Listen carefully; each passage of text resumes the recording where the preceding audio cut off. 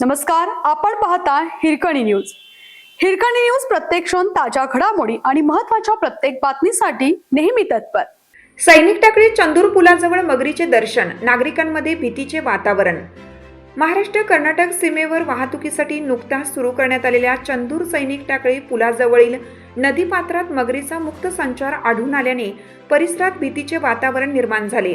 आज सकाळच्या सुमारास स्थानिक नागरिकांनी नदीपात्रात मगरीचा वावर प्रत्यक्ष पाहिला. या घटनेमुळे पुलावरून ये-जा करणारे नागरिक तसेच नदीकाठावरील शेतकरी व गुरेढोरे चरण्यासाठी जाणारे लोक धास्तावले आहेत. याआधीही कृष्णा नदीच्या पात्रात अनेक वेळा मगरीचं दर्शन झालं आहे. विशेष म्हणजे काही दिवसापूर्वीच दत्तवाड परिसरात मगरीच्या हल्ल्यात एका नागरिकाचा दुर्दैवी मृत्यू झाला होता. ही घटना ताजी असतानाच पुन्हा एकदा सैनिक टाकळी चंदूर नदीपात्रात मगरीचे दर्शन झाल्याने नागरिकांमध्ये भीती आणखीन वाढली आहे. या भागातील कृष्णा व पंचगंगा नद्यांमध्ये मगरीची संख्या वाढत असून त्यांचे नदी काठालगतच्या भागात वारंवार दर्शन होत आहे.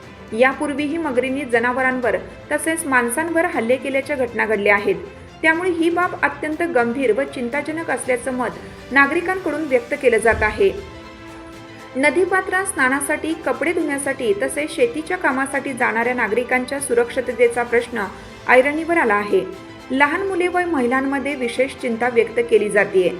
या मगरींचा तातडीने बंदोबस्त करावा तसेच वन विभागाने योग्य ती उपाययोजना करून नागरिकांना सुरक्षितता द्यावी अशी जोरदार मागणी स्थानिक ग्रामस्थांकडून होत आहे.